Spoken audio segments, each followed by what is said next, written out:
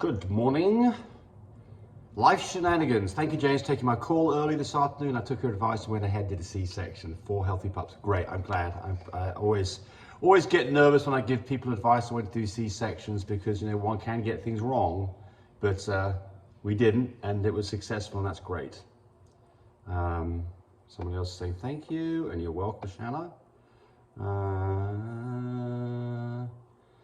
Kathleen Rayner, hello, my favorite couple. Well, just me today. Funny story, not really though. My daughter's Labradoodle had all her pups. 24 hours later, the mum raced outside to do a wee. My daughter called her back. She came running, carrying a newborn puppy in her mouth. Puppy was healthy and growing well. How lucky she brought it back. Yes, so I've been in that situation too. So this is the thing, when we did labs, similar situation that, you could think that, we had a setup area down the basement, and it could sometimes be, we think we were down there, had 11 puppies, everything's doing great, hadn't done anything in a few hours, so finally you went to bed to get up in the morning and there's one more puppy down there. So I think, what do you do?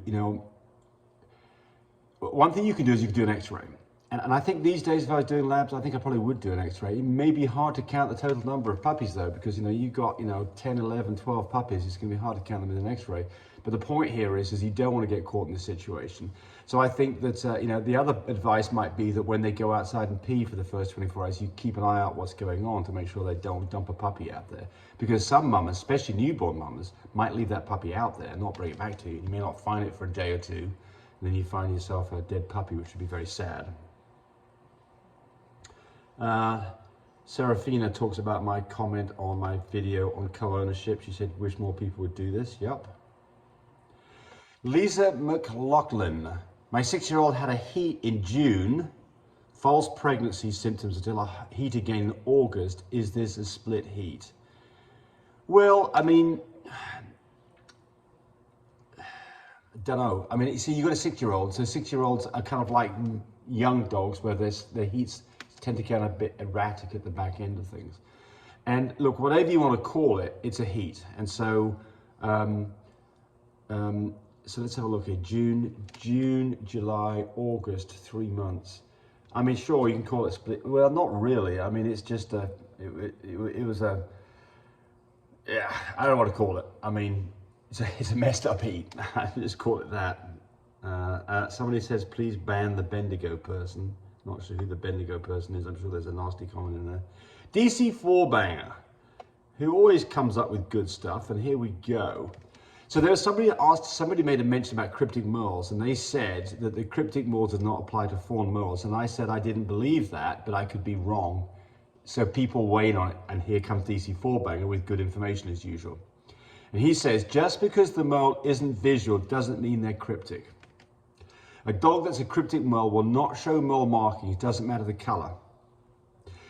You can have a blue cryptic merle and not show any marks at all. Cryptic merle needs to be tested for. UC Davis tests for merle lengths, and cryptics fall on the lower end of the scale, which he says, I think, is 240 or less.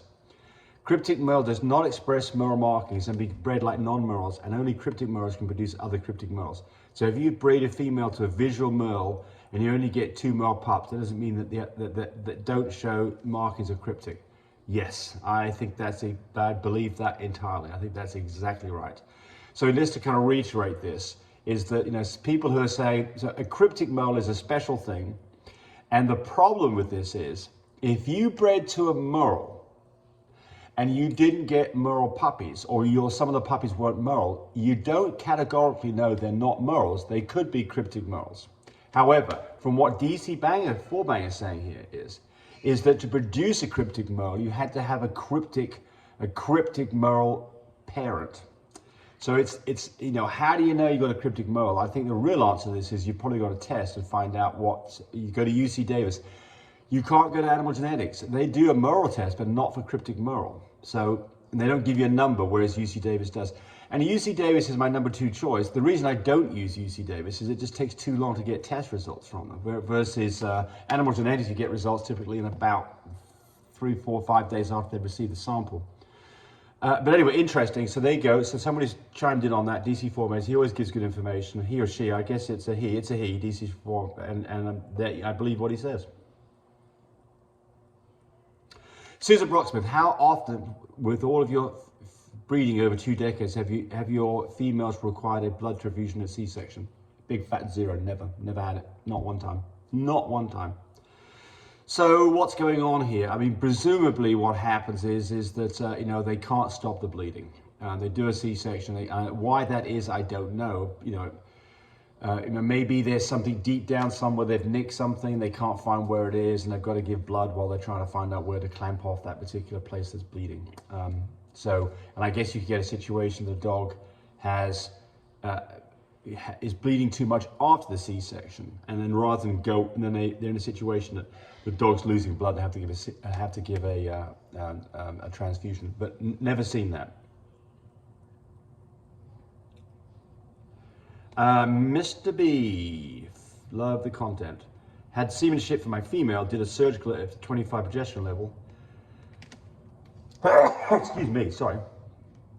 Had another tube set to the vet, did an AI, but the female didn't take. What do you think this was? Sorry, excuse me, sorry about that. It's not COVID, and you're safe if it is. What do you think that was? No puppies. Well, it happens. I mean, you know, what was the reason for it? I mean, you did a surgical at 25 level the next day because of that. Okay, so I think what you're saying is you did a surgical at 25, which is a tad early, but shouldn't affect things that much. The next day, because I had another tube of semen, the vet did that. So maybe you did 2 AIs. Either way, if you did an AI on the right time and the semen was good quality, then the chance of you getting a decent litter or getting a litter is something around 85%. That means that 15% of the time it just doesn't work. And unfortunately, you're in that 50% category. And there's, you know, so what went wrong? Nothing other than chance, probably. So what do? You breed again. But if you're unsuccessful the next time, then I would start doing blood tests to find out whether you've got some issue going on, like for instance, low thyroid. And you can, you know, yeah, that's about it. DC4 Banger again. Hey James, how's it going? I hate to be the one to correct you because I know you talk a lot about DNA and maybe you just missed it. But someone asked if a fawn AY is dominant, and you're right, it's not. But it is dominant within its own locus. Okay, that's correct, exactly. So I didn't explain that, my bad.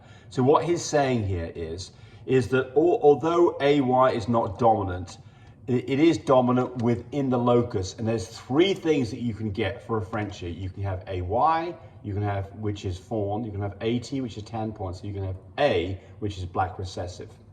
And that black recessive is a bit funny really, because if you have an AA dog, it doesn't mean it's a black dog, it just means it's got a uniform coat color. But the point here is, he says, is that if you've got AY, AT, that the AY is dominant, which produces a fawn dog. And I made the statement that that's a sable dog.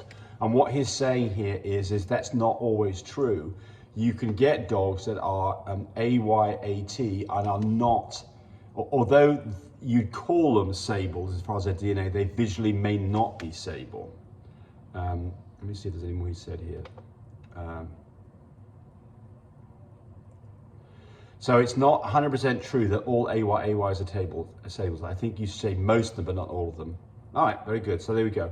So yeah, so AY is dominant within its own gene, which means that AY trumps AT or A, assuming that brindle's not present. The moment that brindle is present, then you get yourself a brindle dog, and the A gene's not expressed at all. Well, I've got to be careful because I'm going to get corrected by DC4 Banger as well.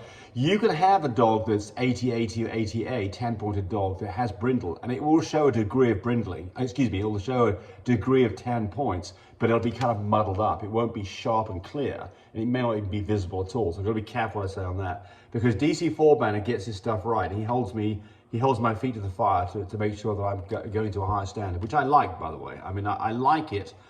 I love it, especially when people like DC4 Banger bring things to my attention in such a polite way. And it doesn't really matter, honestly, if you're rude about it or not, but it's much nicer if you're polite about things. And I tend to see things on forums where people start going into crabbing at each other over stuff because somebody thinks something's got something wrong. And that's not DC4 Banger at all. This is a very gentle man. And I love that. And I like being corrected because the important thing is to get the right information out to you. And remember, I'm not the expert, I've just got experience. So that means that I get things wrong. And when I get things wrong, I like a good explanation as to what the right answer is. Thanks for watching the video. I really appreciate people who subscribe to me. It helps me, encourage me to do more of these videos. But do remember, disclaimer here, I am not a vet. I'm not a licensed medical professional. I'm purely a person who's been breeding dogs for the last couple of decades. Any information that you got from this video, use at your own risk. There's nothing implied here, and certainly this should not be used as a substitute for advice from your veterinarian or your medical professional.